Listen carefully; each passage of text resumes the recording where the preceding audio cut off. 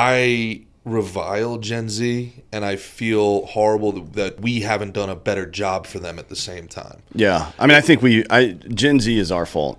I don't blame the kids anymore. The more and more I think about it, the less responsible I find them, because we f***ed them over so bad. We taught them the worst of all the lessons you could teach them. And, the boomers did that to us, too. The boomers taught us that work was more important than family, because this latchkey generation, they taught us that, it was a big shift from greatest to boomer to X, in the way that we prioritize culture and ethics, right? What do you mean by that? I mean the greatest generation did things because they were right. Boomers did things because they wanted to appear as if they were doing things the right way. Well, let me ask you this. Okay. The boomer generation, right?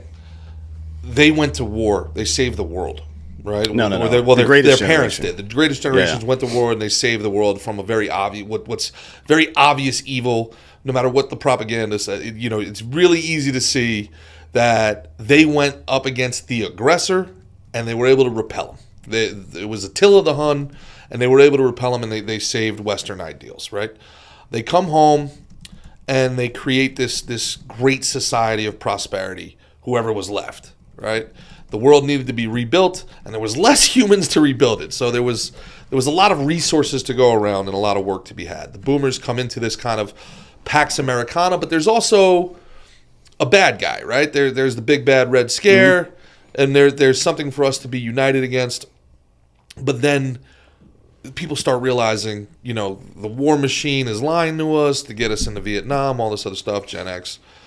Now, where along the line, all right, did it become suffering is virtue? And I think that's kind of where this whole idea of being a victim and I've suffered and that's how I get clout, it kind of stems from that boomer generation who was trying to show their parents were tough. Their parents, my grandfather was in Iwo Jima, okay, and I had to take 2 buses to get to school. You kids are so soft, and now it's this 3-4 generations later.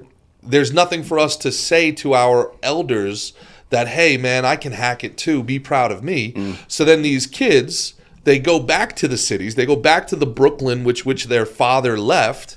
And they say, oh, my God, this is horrible. We have to do something to help these people. This is abject poverty. These people are in an endless cycle of hopelessness. And then their father says, yeah, they should leave like I did. I got my family out of there. Why don't they get their family out of there? And then that's the disconnect. So a lot of these kids come and they want to prove themselves to their parents that, hey, I can make it in Brooklyn too, Dad. But they do so knowing that whenever shit actually goes sideways, they can just go ahead and head back to the compound out there in South Jersey, So, the vacationing in poverty, it's one thing. It's kind of like they're living in both worlds where they want to show empathy, whether they actually have it or not. But what they're really trying to do is prove to their parents and their grandparents that I could hack it where you could hack it also. I could walk in your shoes. Yeah, maybe. That's probably something. I mean, every generation wants to demonstrate its value in some way or another, whether they openly admit that or not. Sometimes you're afforded the opportunity to do that. My generation of warfighter was afforded the opportunity to do that. Gen X, not so much. They were stationed in Europe, or if they were lucky, and I say this with all seriousness, if they were lucky, they got to deploy into combat in Grenada or Panama or even the Desert Storm to some degree, right? But or I guess the Balkans for a little bit, depending on what you did. There were some infantry dudes that got into a little dust up over there, sniping people and whatnot. But I have a lot of friends who served in the 90s and got out before 9/11, and they'll tell me, they almost feel guilty for not having been it. They don't feel like their service matters as much. Like stolen valor? No, not like. Well, I mean, there's some imposter syndrome there. Yeah, it's like, well, you guys did real shit. We didn't really do anything. It's like, well, you don't get to choose. You know what I mean? You serve when you serve, and if there's something to be done, there's something to be done. But it does leave a gap in your identity, right?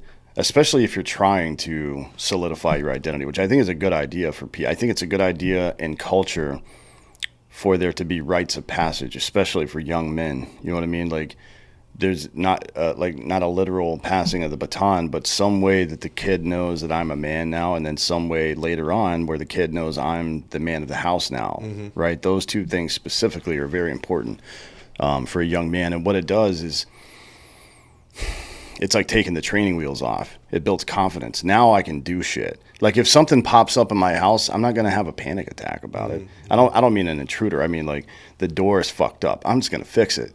Yeah, you know I think that's what graduation was supposed to be in some level. Yeah, but that's like, it doesn't matter anymore. Well, it doesn't matter. And even graduating from college is like, all right, well, now I got to get a job. And you're 25 years old before you even feel like an adult? Because nobody feels actually you should feel like an adult at 16, my opinion.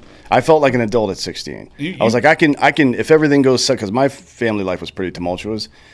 I was like, I knew that if I had to go fucking do shit on my own, I would be fine doing that. You could see it. My father is very proud of his college degree. Very, very proud. Well, he was probably the first one in the family to get one. Right? He was. And also, it took him 5 years. He had to take a year off because he couldn't afford the tuition. He's very, very proud. I don't give a shit about my college degree. I think of it as like something, it's like, to me, it was like CCD. All right, give me the cracker. Now, did I do my time? It was like community service to me. I look at my degree as a Girl Scout badge. I sold enough cookies. I did enough time. Now give me my pin. It means nothing to me. I don't feel different from before it, after it. I don't think it's generated any revenue for me. Like I look at it as a complete and total. I look at it with almost shame, to be honest with you. Like, man, I went along with the bullshit. I was obedient, even though I knew it was bullshit. I wanted to play baseball. Like that's, you know what I'm saying? So I don't know, man. I feel, honestly, Dan, man, my anger at the trajectory of our society and our culture has waned into great personal shame because I'm a coward. I'm a coward. I keep waiting for somebody else to do something, because I'm not going to risk the biscuit, man. You know what I'm saying? It's not going to be me. I'm not going to be sitting here going, hey, let's storm the castle. I'm not going to do the 2 years like the political prisoners of J6 did. I'm not going to, lose my social media accounts and then my ability to generate revenue. Then nobody will buy tickets to my shows. Like, I feel like a coward because I am a coward. And in many ways they won, because my whole generation is looking for somebody else to do it. And I just hope one day we wake up and say, man, if not us, then who?